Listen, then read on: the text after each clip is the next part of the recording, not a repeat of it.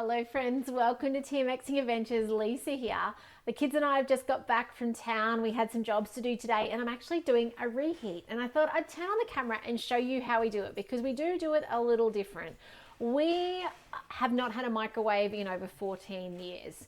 When we built our house on the south side of Brisbane, all those years ago, 14 years ago, we put a microwave in. And then we found we actually didn't like the idea of using the microwave. Like, we built it in and everything. We ended up getting rid of it.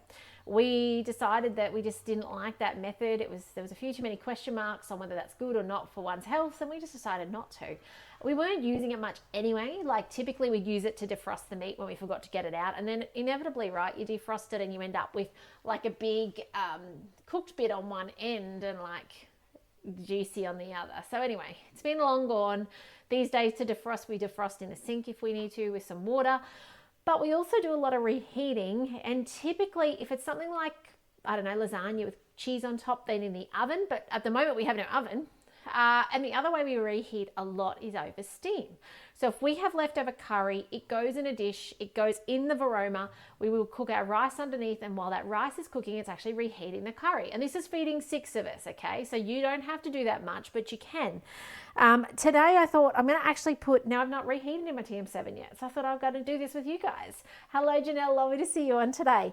So I've got my TM7, and by the way, I've been doing this in all my models over all these years. So this is not a TM7 exclusive. It can be done over all of the models.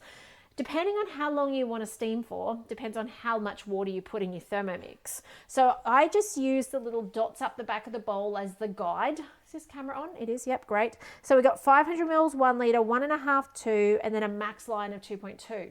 Now, we're only going to steam for about half an hour because that's about how long it's going to take to heat my food up. So I'm going to actually just fill it to the half litre mark. So for half an hour of steaming, half a litre of water, 1 hour of steaming, 1 hour of water, 1 litre of water. And then when you're doing things like a whole chook or whole corned beef on top, you're putting, this is a 90-minute steam, an hour and a half steam, so 1.5 litres of water. So equivalent, right? You kind of get that. It gives you enough to evaporate down. So we're going to put our lid on. And now I have done it in the simmering basket. I've even done it with baking paper before. When we traveled in the caravan, I didn't want the weight of glass. So I used baking paper. I would put my leftovers in baking paper in the simmering basket, reheat them that way with then veggies and stuff on top. Today I'm trying something a little different. I'm going to use my TM7. It will be using steaming mode. So I'm actually going to get that happening now because it's so quiet. I can do that while the camera rolls. I would have otherwise have waited. 10 minutes is not going to be long enough. I'm actually going to take probably close to half an hour. Actually, it's probably going to take 20 minutes because I just know when I've got leftovers, typically this serves about 6 of us and it typically takes about 20 minutes, the time it takes to cook white rice. By the way, let's talk about these leftovers.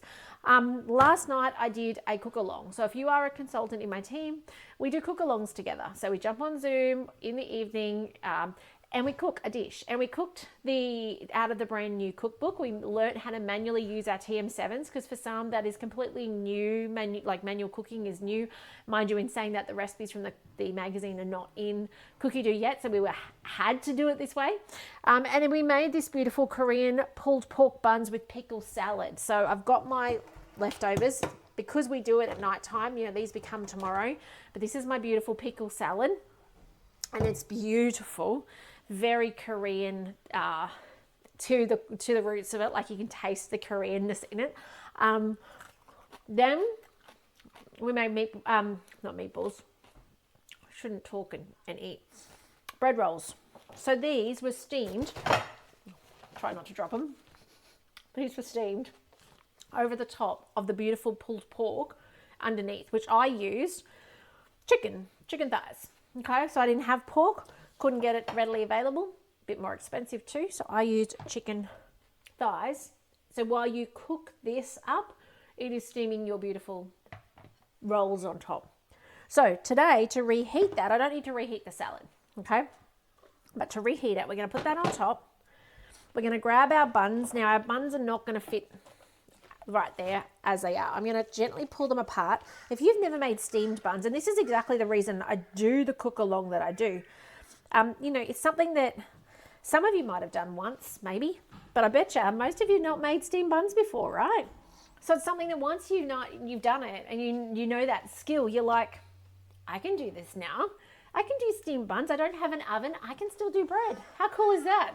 I mean, it is a different texture. Like, there's no doubt about it. If you've never made steamed buns or you've never tasted them, they are different. I mean, there's no crispiness to them. I did contemplate reheating in my air fryer, but it's going to take a lot of batches, and I don't have the energy for that today. Running a bit late anyway. So I am just squeezing these in the end. It made 8 buns. Let's see if the lid will go on. Beautiful.